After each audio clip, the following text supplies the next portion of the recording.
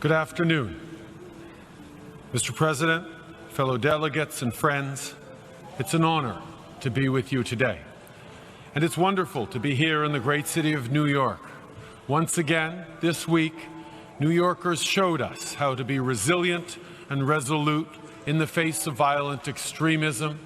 On behalf of everybody in this room, let me say directly to the people of New York, you are a model to the world, and we thank you.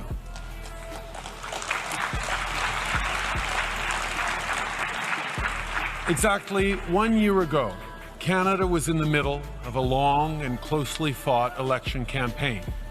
78 days on the road, and I can assure you, in Canada, there are 78 days worth of roads. It is the responsibility of a leader to spend time with the people they were elected to serve. If you want the real stories, you have to go where people live. Coffee shops and church basements, mosques and synagogues, farmers markets, public parks. It was in places like that I got the best sense of what Canadians were thinking and how they were doing.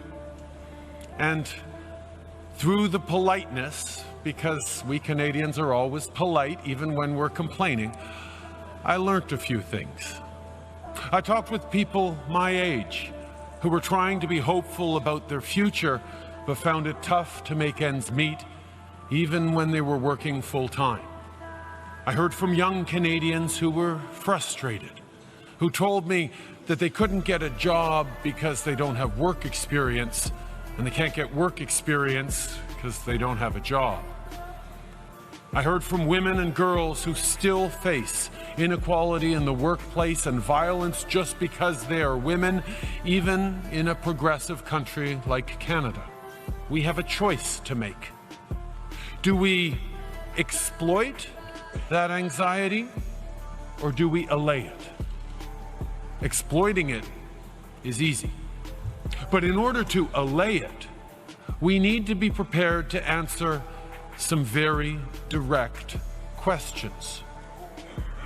What will create the good, well-paying jobs that people want and need and deserve?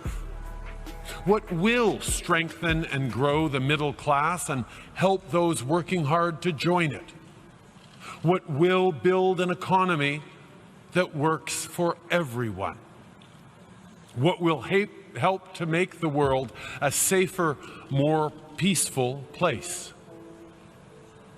To allay people's anxiety, we need to create economic growth that is broadly shared, because a fair and successful world is a peaceful one. We need to focus on what brings us together, not on what divides us. For Canada, that means re-engaging in global affairs through institutions like the United Nations. It doesn't serve our interests or the world's to pretend we're not deeply affected by what happens beyond our borders. We've done all this and will do much more because we believe we should confront anxiety with a clear plan to deal with its root causes. And we believe we should bring people together around shared purposes like the UN Sustainable Development Goals.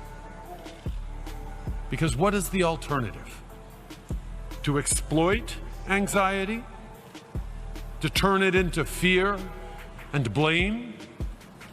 To reject others because they look or speak or pray differently than we do? You see, in Canada, we got a very important thing right. Not perfect, but right. In Canada, we see diversity as a source of strength, not weakness. Our country is strong not in spite of our differences, but because of them. And make no mistake, we've had many failures. From the internment of Ukrainian, Japanese, and Italian Canadians during the World Wars, to our turning away of boats of Jewish and Punjabi refugees, to to the shamefully continuing marginalization of Indigenous peoples. What matters is that we learn from our mistakes and recommit ourselves to doing better. To that end, in recent months, Canadians have opened their hearts and their arms to families fleeing the ongoing conflict in Syria. And from the moment they arrived, those 31,000 refugees were welcomed not as burdens, but as neighbors and friends, as new Canadians.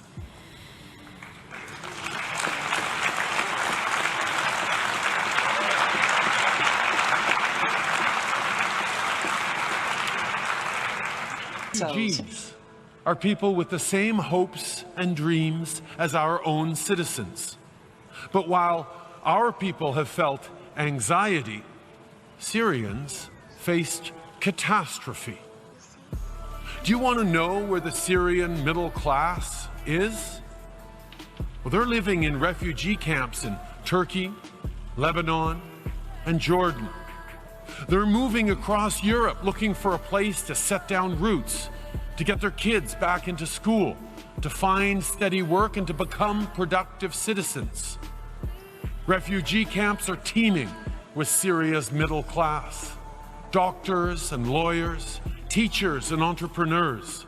They're well educated, they work hard, they care about their families, they want a better life, a safer and more secure future for their kids, as we all do. So when I say that I hope that Syrian refugees that we welcomed will be soon able to join our middle class, I'm confident that we can make that happen, and we'll do it by offering them the same things we offer to all our citizens, a real and fair chance at success for everyone.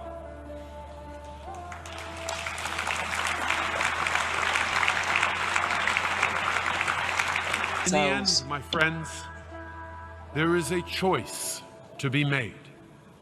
Strong, diverse, resilient countries like Canada didn't happen by accident, and they won't continue without effort. Every single day, we need to choose hope over fear, diversity over division. Fear has never created a single job or fed a single family. And those who exploit it will never solve the problems that have created such anxiety. Our citizens, the nearly 7.5 billion people we collectively serve, are better than the cynics and pessimists think they are. People want their problems solved, not exploited. Listen, Canada is a modest country. We know we can't solve these problems alone.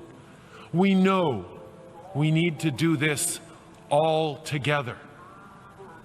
We know it will be hard work. But we're Canadian, and we're here to help.